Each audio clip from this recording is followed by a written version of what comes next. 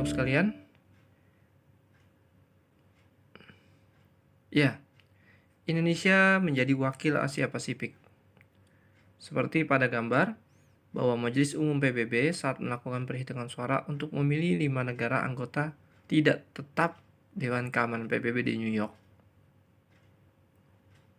Indonesia terpilih menjadi salah satu anggotanya, yaitu anggota tidak tetap di Dewan Keamanan PBB, dalam pemungutan suara Majelis Umum PBB yang dilangsungkan di New York, Jumat 8 Juni 2018. Ternyata Indonesia terpilih dengan mendapatkan 144 suara dari 193 negara anggota PBB. Bersama itu dengan Afrika Selatan, Republik Dominik, Jerman, dan Belgia. Indonesia akan menjalankan tugas sebagai anggota tidak tetap Dewan Keamanan PBB mulai 1 Januari 2019 hingga akhir 2020. Setiap kandidat negara memerlukan sedikitnya 2/3 dari total suara yang masuk untuk dapat menempati kursi anggota tidak tetap ini. Melansir dari AFP, sebanyak 190 dari totalnya 193 anggota PBB memberikan suaranya dalam pemilihan kali ini. Topik ini dikupas di buku Globalisasi dan Manfaatnya di halaman 47. Peran Indonesia dalam berbagai organisasi dunia. 1. Dalam Perserikatan Bangsa-Bangsa atau PBB. 2. Dalam gerakan non-blok. 3. Dalam Konferensi Asia Afrika. Dan yang keempat adalah dalam Organisasi Konferensi Islam. Berikut juga nanti akan dipaparkan organisasi-organisasi yang di bawah naungan PBB. Berikut adalah organisasi yang di bawah kendali PBB, di bawah naungan PBB. Pertama adalah FAO. Dia adalah Organisasi Pangan dan Pertanian. Kemudian ICAO. Dia adalah Organisasi Penerbangan Sipil Internasional. Kemudian ILO, Organisasi Buruh Internasional. IMO, Organisasi Maritim Internasional. IMF, Dana Moneter Internasional. UNESCO, Organisasi Pendidikan, Pengetahuan dan Kebudayaan PBB. WHO, ini yang sudah familiar, Organisasi Kesehatan Dunia. ITU, ini adalah Unit Telekomunikasi Internasional. Dan IAEA, yaitu Badan Tenaga Atom Indonesia. Dan masih banyak lagi yang mungkin belum disebutkan dalam slide ini. Peran-peran Indonesia dalam PBB, tahun pertamanya Indonesia bergabung, yaitu tahun 1950, Indonesia mengirimkan pasukan perdamaian pertama ke Mesir. Kemudian peran yang kedua adalah Indonesia menyelenggarakan KAA atau Konferensi Asia Afrika yang melahirkan Dasar-Sila Bandung. Yang ketiga, berdirinya yaitu Indonesia merupakan salah satu pelopor sejarah berdirinya ASEAN dan gerakan non-blok. Yang keempat, mengirimkan bantuan beras melalui FAO ke Ethiopia, tepatnya tahun 1984. Yang terakhir, sebagai mediator penyelesaian konflik antara Filipina dan suku Moro National Front Liberation. Nah, peran yang kedua adalah peran dalam gerakan non-blok, peran Indonesia dalam gerakan non-blok, yaitu Indonesia yang pertama sebagai pelopor berdirinya GNB.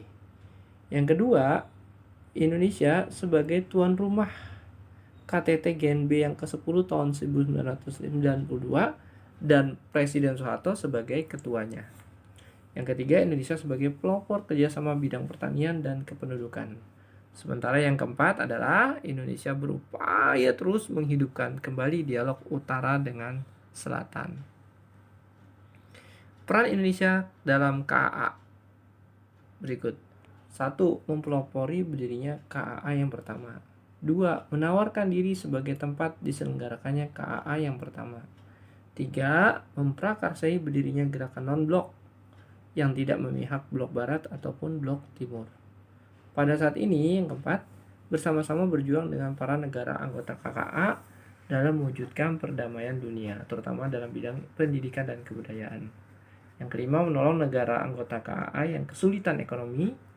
6. Ikut mendamaikan konflik antara negara KAA. Dan yang terakhir, menjadi tuan rumah KAA dan menjadi tempat berlangsungnya KAA, yaitu di Bandung, Jawa Barat. Oke. Mari kita saksikan video berikut ini.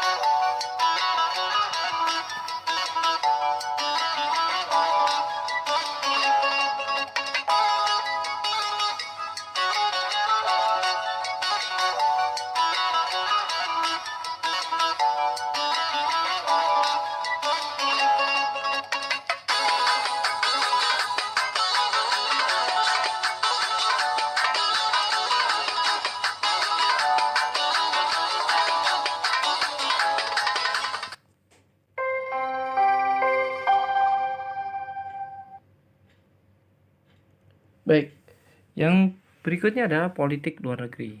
Politik luar negeri adalah politik bebas dan aktif. Bebas artinya bangsa Indonesia memiliki hak yang penuh untuk menentukan sikap dan keinginannya sendiri sebagai negara yang merdeka dan berdaulat, termasuk dalam menentukan hubungan internasionalnya.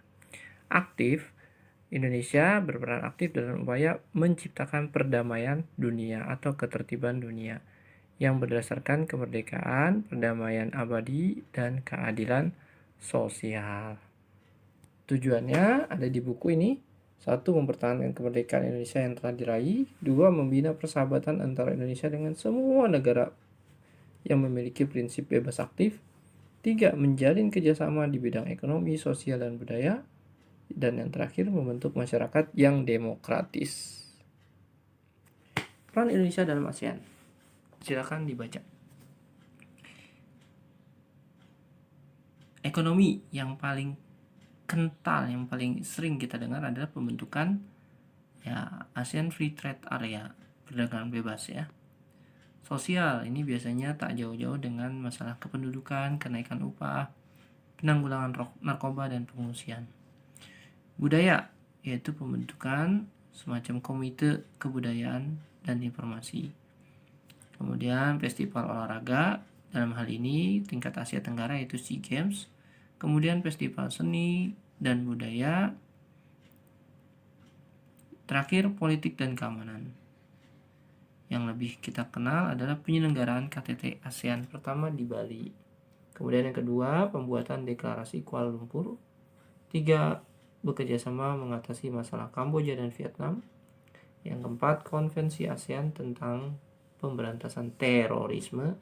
Dan yang terakhir, penyelesaian sengketa laut Tiongkok Selatan. Baik, anak-anak sekalian, terima kasih waktu buat kita untuk mengerjakan tugas. Untuk halaman 49, kalian bisa kembali ke slide yang tadi Pak Enda sudah videokan. Di sana sudah ada tentang peran Indonesia dalam organisasi dunia dan macam-macam organisasi dunia.